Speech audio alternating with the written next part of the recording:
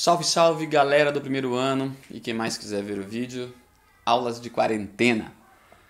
Gente, é o seguinte, nessa aula de hoje nós vamos falar sobre a civilização grega antiga e é interessante que vocês perdoem os barulhos extras. Estou gravando em casa, eu tenho um vizinho aqui em cima de 3, 4 anos, ele tá fazendo uma brincadeira aí, tá curtindo.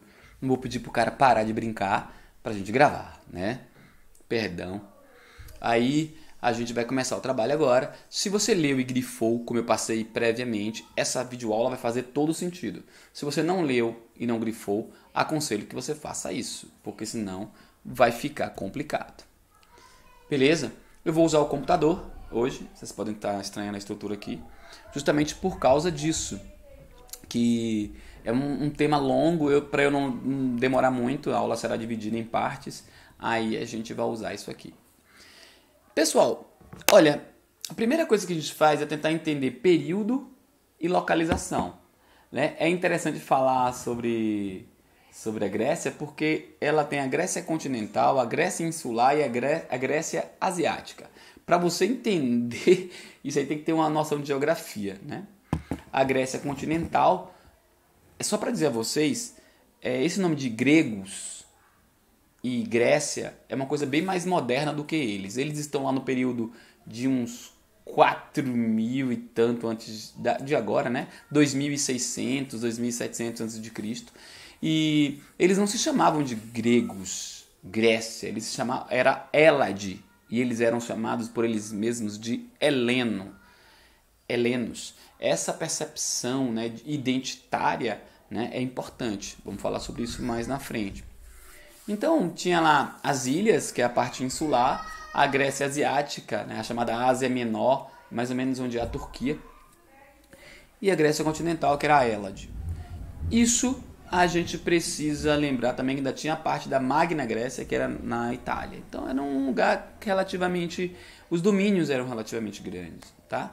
E era um lugar que tinha lá mar e montanha. Mar e montanha. Uma região meio seca ali, não era um lugar de terras, muitas terras férteis, como o Egito, Mesopotâmia.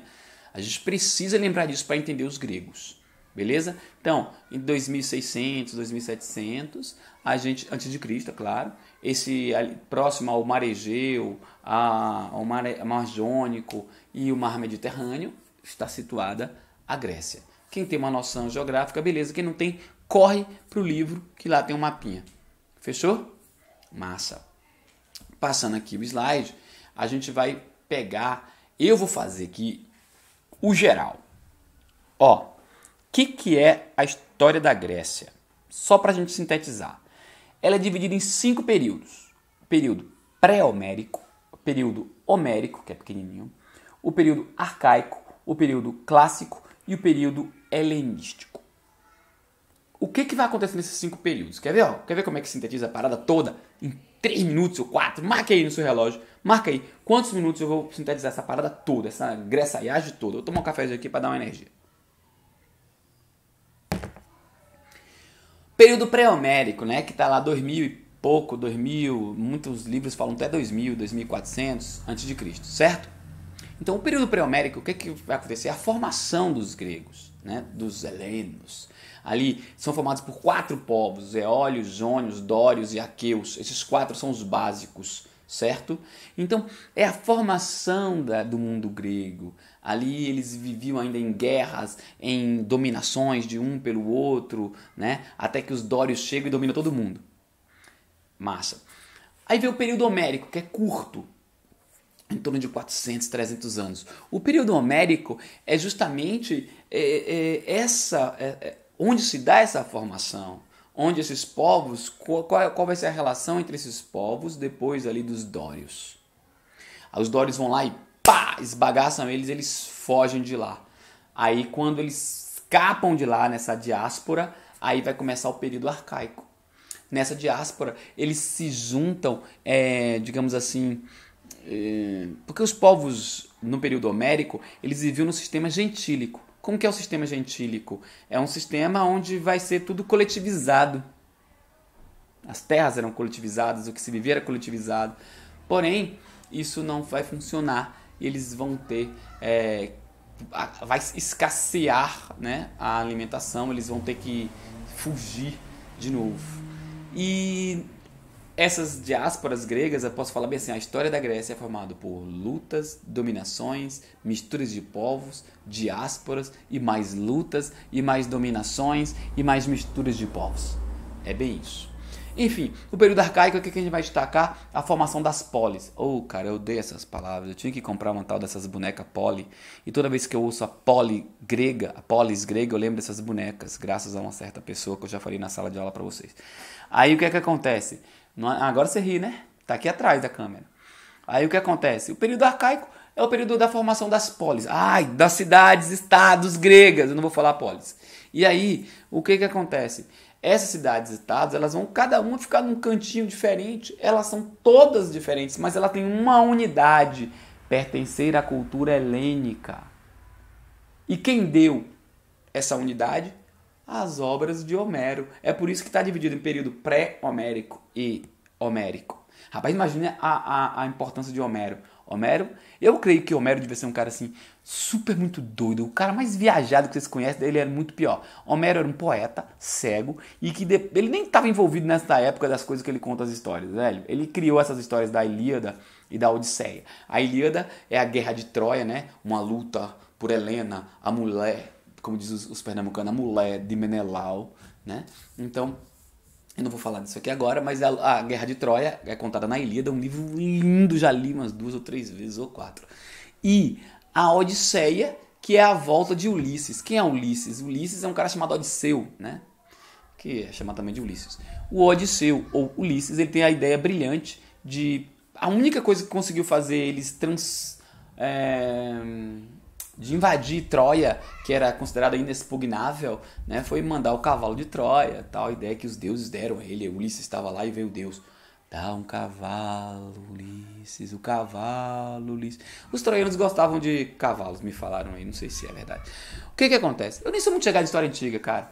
Eu gostava de história antiga quando eu era mais novo, que era para me aproximar das garotas, através dos mitos, das lendas. Ixi, isso foi bom demais para mim, mas depois eu não gosto muito não.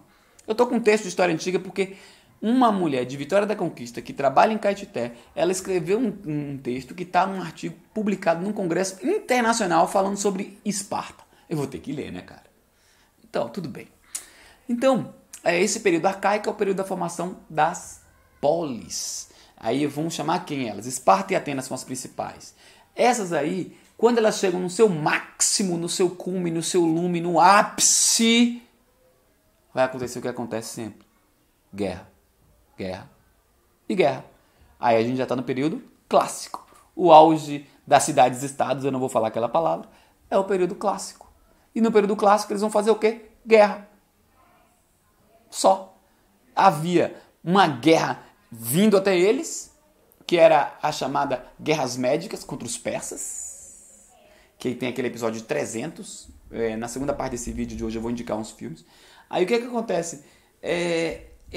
Os gregos se unem, detonam com os persas de forma inimaginável. É igual você pensar que o Vasco ia ganhar do Flamengo nos dias de hoje. Os caras ganharam. E aí o que acontece? O que acontece? Tá lá, cara. Os persas destruídos, os gregos fortalecidos, porém eles começam a brigar entre si. As disputas de vaidade entre Esparta e Atenas, vamos falar um pouquinho delas daqui a pouco. Essa disputa vai levar à chamada Guerra do Peloponeso. Ó a percussão. Vai que esse moleque vira um músico, depois eu falo, eu gravei uma aula com você tocando, cara, há muitos anos atrás. Deixa o cara tocar. Breno. Então vai acontecer o quê? Esse período clássico, eles vão entrar em conflito, numa guerra civil, a Guerra do Peloponeso, que os espartanos vão vencer, mas vão ficar fracos. Aí vem os tebanos, vencem os espartanos, e depois vem os macedônios e vencem os tebanos, que aí é que entra o último período, que é o chamado helenístico, né? Ou macedônico, que é quando aquele cara, Alexandre o Grande, né? Ele vai tomar conta da parada toda e espalhar os valores gregos por onde eles foram. Beleza? Essa é a primeira parte de nossa aula. Vamos voltar com alguns aspectos específicos daqui a pouquinho. Valeu, galerinha!